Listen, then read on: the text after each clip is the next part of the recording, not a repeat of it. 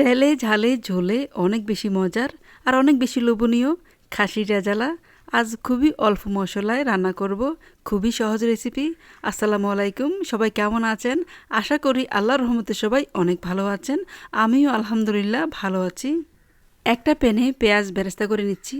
পেঁয়াজটা খুব ভালো করে বেরেস্তা হয়ে গেলে উঠিয়ে রাখবো এক সাইডে। একই প্যানে আরও 2 কাপের মতো পেঁয়াজ দিয়ে হালকা করে ভেজে নিব। যখন হালকা করে ভাজা হয়ে যাবে তখন এখানে আরও অন্যান্য সব মশলা ব্যবহার করব। এলাচি, দারুচিনি, তেজপাতা, লবঙ্গ দিয়ে একটু ভেজে নিয়েছি। তারপর দিয়ে দিলাম এখানে আদা রসুন পেস্ট। আদা রসুন পেস্ট দিয়ে আবার কিছুক্ষণ ভেজে নিব। যখন খুব সুন্দর একটা গ্রান বের হবে তখন এখানে আরও অন্যান্য সব মশলা দিব।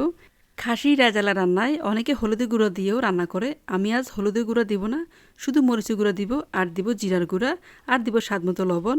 খুব ভালো করে এখন মশলাটা তেলের মধ্যে ভেজে নিব। মশলাটা ভাজতে ভাজতে যখন খুব সুন্দর একটা গ্রান বের হবে তখন এখানে একটু পানি দিয়ে মশলাটা কষিয়ে নিব। মশলা যত ভালো করে কষানো হবে রান্নাটাও কিন্তু তত বেশি মজা হবে, এটা আমরা সবাই জানি। আমি এখানে পানি দিয়ে মশলাটা খুব ভালো করে কষিয়ে নিচ্ছি। খুব ভালো করে কষানো হয়ে গেছে, একদম তেল ছেড়ে দিয়েছে। এই পর্যায়ে দিয়ে দিলাম মাংসগুলো খুব ভালো করে ধুয়ে নিয়েছি। খাসির মাংসে অনেক সময় অনেক ময়লা থাকে, সেজন্য একটু ভালো করে ধুয়ে পরিষ্কার করে নিতে হয়।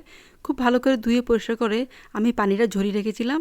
এখন মাংসগুলো দিয়ে উল্টিয়ে পাল্টিয়ে মিশিয়ে নিব মশলার সাথে। তারপর ঢাকনা দিয়ে রান্না করে নিব। যে কোনো রান্নায় কাঁচামরিচ ব্যবহার করলে এর স্বাদ কিন্তু দ্বিগুণ বেড়ে যায়। এর মাঝে আমি একটা মশলা রেডি করে নিব। এখানে চীনাবাদাম আছে, আপনার ইচ্ছে করলে যে কোনো বাদাম দিতে পারবেন। আর দিলাম এখানে পেঁয়াজের বেরেস্তা আর টক দই। খুব ভালো করে একটা পেস্ট রেডি করে নিয়েছি। মাংস মোটামুটি কষানো হয়ে গেছে। মাংস থেকে যে পানিটা ছেড়ে দিয়েছিল সে পানি দিয়ে মাংসটা কষিয়ে নিয়েছি।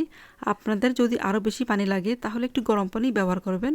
গরম পানি দিলে মাংসটা খুব ভালো লাগবে, অথবা কুসুম গরম দুধ দিয়ে মাংসটা কষিয়ে নিলেও কিন্তু অনেক বেশি ভালো লাগে। এখন দিয়ে দিচ্ছি এখানে জয়ফল জয়ত্রীর গুঁড়া।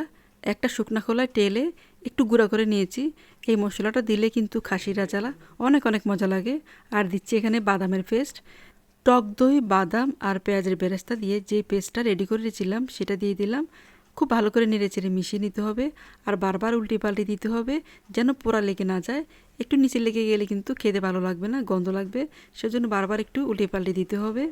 যখন খুব ভালো করে কষানো হয়ে যাবে তখন দিয়ে দিব 1 চামচ গরম মশলার পাউডার আর দিব তরল দুধ।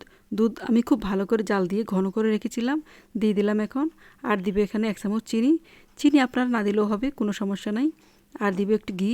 ঘি তো অবশ্যই দিতে হবে, যে কোনো রেজালা, কোরমা এসব রান্নায় অবশ্যই ঘি ব্যবহার করতে হবে, তাহলে কিন্তু এর স্বাদ দ্বিগুণ বেড়ে যায়।